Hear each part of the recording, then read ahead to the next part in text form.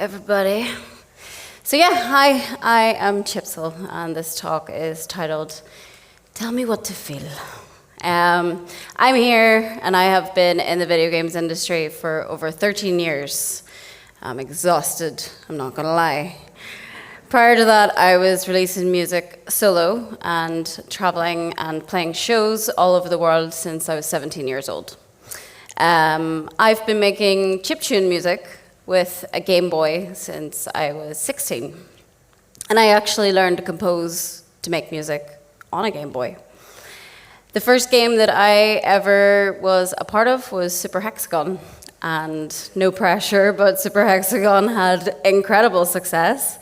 It's basically a cult classic at this point. And Super Hexagon is one of those initial indie boom classics of 2012 as the indie games industry was like kicking off. So since then, I have worked with Brace Yourself Games on the DLC editions of Crypt of the Necrodancer DLC, Cadence of Hyrule with Nintendo. I have worked with Valve on a music pack for Counter-Strike. I've worked on River City Girls, Frog Fractions, Game of the Decade Edition, another cult classic, and Just Shapes and Beats, which apparently is every kid's favorite game, according to my TikTok and YouTube comments. So, and then there's my personal favorite, which is Dicey Dungeons. That's right. Thank you. So, I generally struggle to talk about my work. It's not that I'm not proud of it or anything, I'm just not really the kind of person that like sells themselves hard. I kind of like for my work to speak for itself. I'm also a Leo Venus, so I like other people to do it for me. This top comment says, this one is making me feel like I have burned all my cash at the casino, and I'm getting a full jackpot with my last 2 cents. That's the brief. That's the brief for Dicey Dungeons that I didn't even have, and that's the brief that is better than anything I could have written. So, I know that I'm really good at my job. And that is really refreshing to hear and to come to the understanding of after years of having imposter syndrome. Overall, though, I do know, and I have always known, that my work has a strong sonic identity, and I'm best known for musical works that induce panic. Panic, panic, hope. This is the creative process, and this is Phoebe Waller-Bridge. She is a screenwriter and an actress, and this is her response when she was asked what the creative process is. I have yet to find a better answer to this question than this. She encapsulates it perfectly with panic, panic, hope. Because at the end of the day, this is what you hear in my work. It's the blank page that then has every idea thrown at it. It is then dissected, it is analyzed, it's ripped apart, it's broken down, it's put back together. It is just mutated form of my own chaos, until we eventually find hope. And this identity, the identity of my work is the embodiment of fear, longing, excitement, hope, yearning, and cool groovy sounds with lots of character, obviously. A big part of that is my choice of tools, and this is LSDJ. If we could cue the video, please.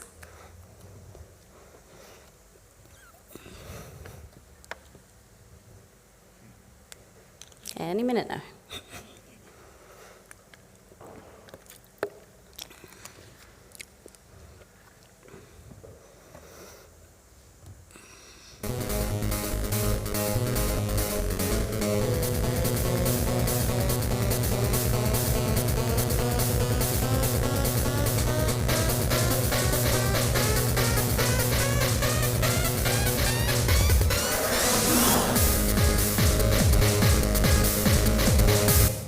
Yeah, just cut off as well to keep you wanting more, obviously.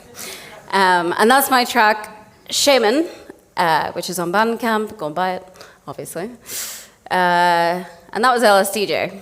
So music that is made with LSDJ is what's known as chiptune music. And chiptune made me brave.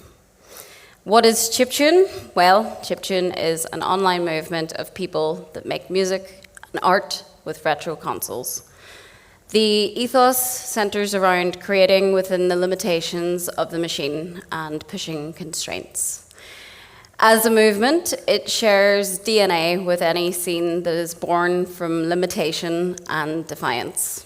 And at its core, it is grassroots, it is anarchist, it is anti-commercial, it is anti-imperial, and it is focused entirely on creation and the joy of the juxtaposition of big sounds coming from micro machines. It is making something from nothing as an act of resistance. And it is also repurposing discarded technology into something new. But most importantly, for me, at 16, it was accessible. Because at the end of the day, digital audio workstations are expensive.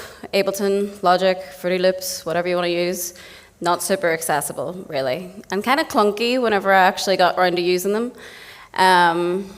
But at the time, I was just so determined to make music by myself. And the other thing was that it was portable, so you're literally just holding a Game Boy. This meant that I could make music from anywhere. So I brought the Game Boy to school with me, and then I would just sit and make music on the bus. And I was that strange little angsty MySpace kid with big hair and big feelings with a Game Boy as my weapon. And it served me very well. It was a weapon, and it was a shield at the same time. It was a way for me to communicate my very big feelings in a healthy way.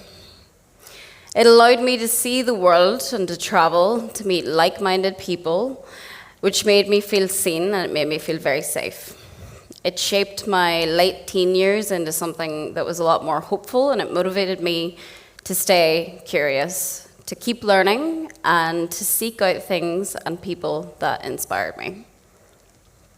And as a tool, LSDJ is a homebrew software, so it is completely DIY. It is made by Swedish engineer Johan Kotlinski.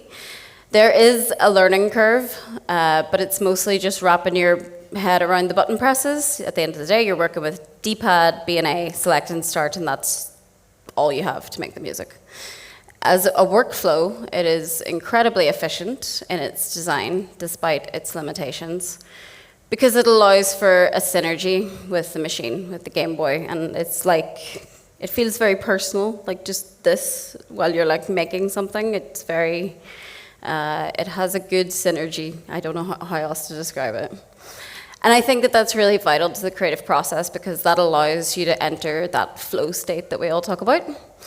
And that breaking apart and refining, finding hope in every step of the way in creation is like fast, to the point where I couldn't tell you, I have no memory of making some of my best works. Like it was just, there was a song at the end of it. But my favorite thing about chiptune is that it is anarchist at its core. Wait, yeah, let's go. When the scene's culture comes under central control, which it has, that's happened multiple times in the past, it breaks, and then it has to rebuild itself. And I have witnessed multiple rebirths of the chiptune scene. Chiptune is defiant.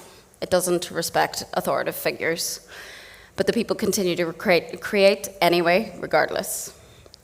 Chiptune has taught me that the best work, with the strongest identity, is made from defiant communities with accessible tools and maximum heart. Just like video games, yay! And video games made me gay!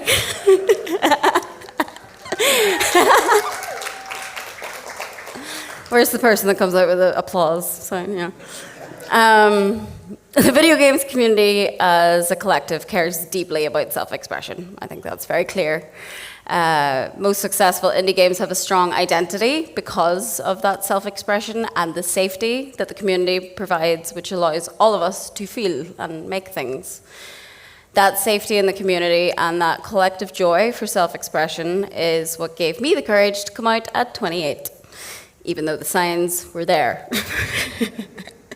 I knew, I did know deep down that this would create difficulties for me. That was scary. It would change people's perception of me, potentially. I was sort of like removing some of that safety for myself, so I was breaking and rebuilding once again.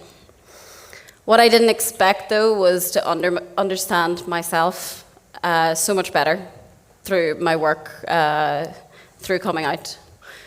And suddenly all of that yearning and longing and the sonic identity started to make sense. Maybe it was gay panic, gay hope.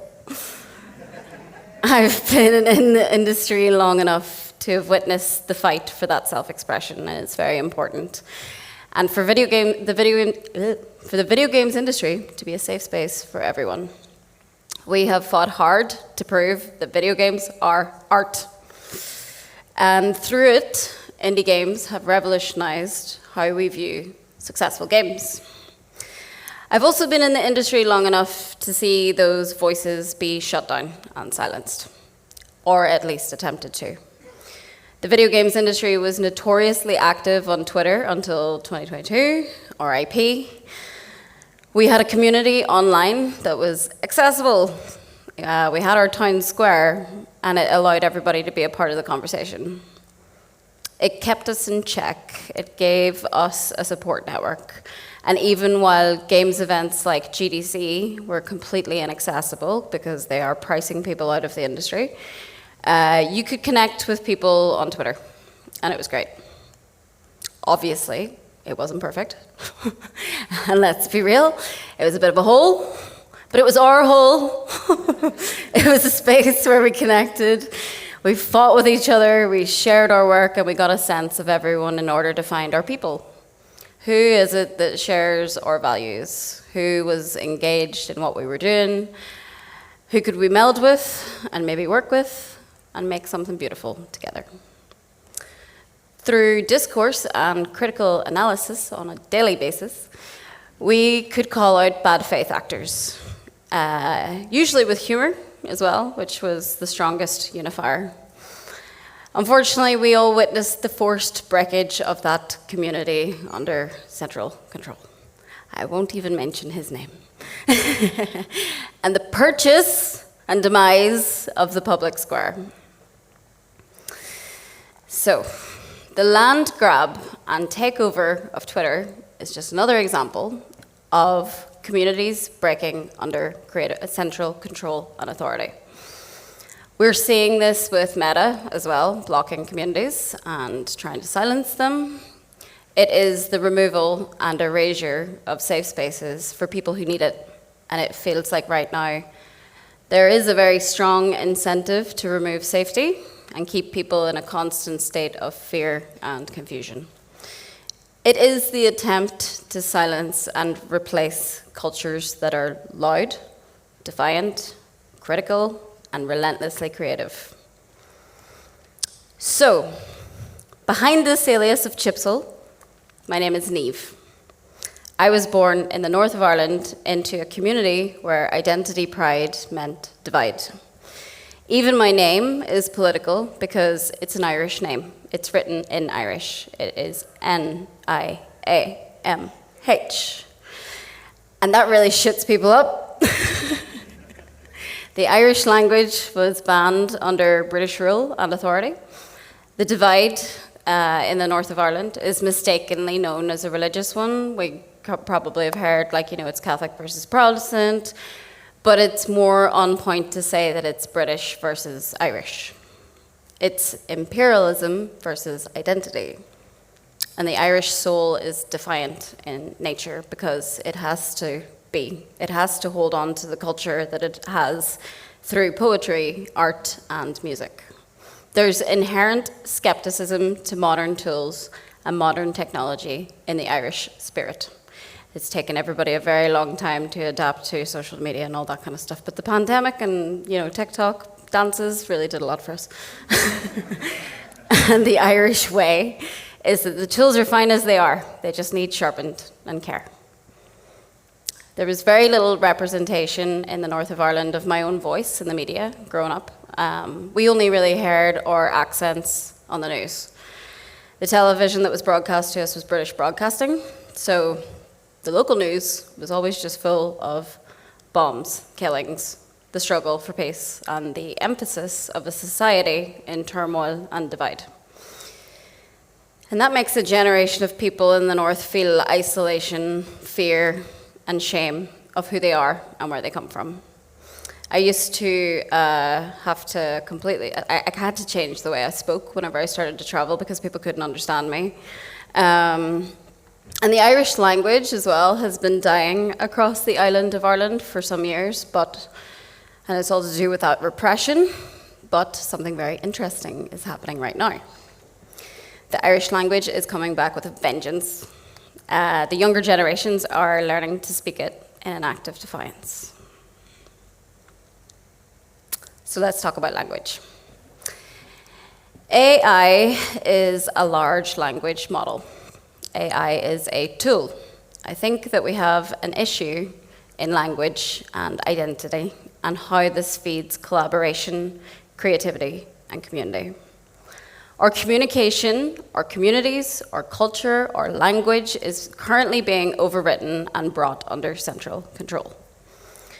Like, what do you mean that I have to upload my passport to Blue Sky so that I can access my DMs from my friends? This is actually a thing that's happening in the UK right now. There's a lot of censorship.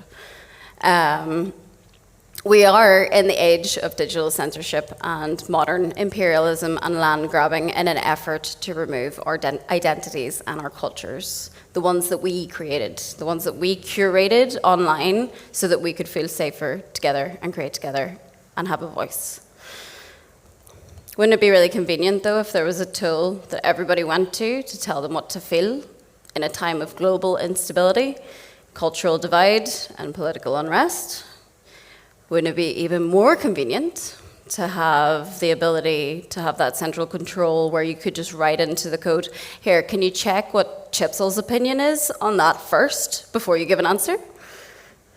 Every time that we choose to use AI, are we breaking human connection? Why is it easier to message a robot than to talk to a human? Why do we want so desperately to replace art, the thing that gives us our identity, the thing that gives us hope when we are grieving, when we're mourning, when we're scared, when we're lost, when we're in love, when we're joyful, elated, the thing that we channel all of our humanity into in an attempt to speak to each other at the level of our core existence in a language that we can all understand. Art is our truest connection to each other.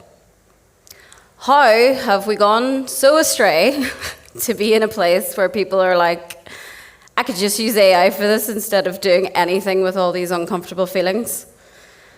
Isn't that the whole point of art? Humans are messy, and that's okay. Language is a tool. Creativity is a language. Language is also listening. Language is also feeling. Language is forever evolving.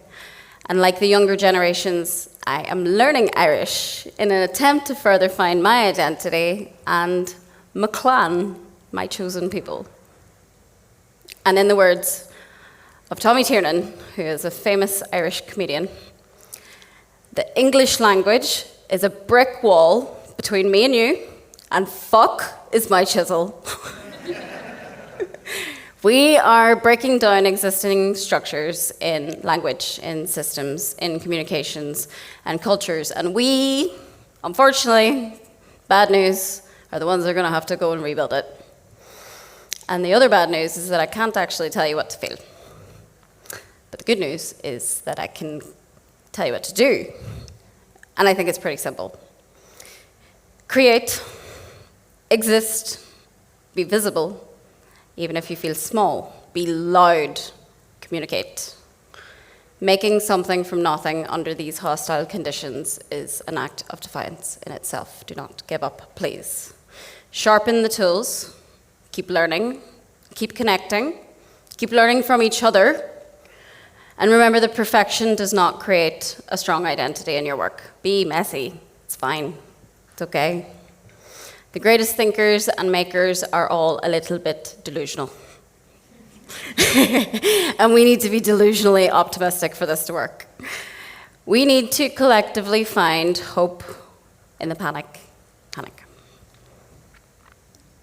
The conversation does not end here. You can find me on these socials until they break. And Gora Mahagat, which means thank you.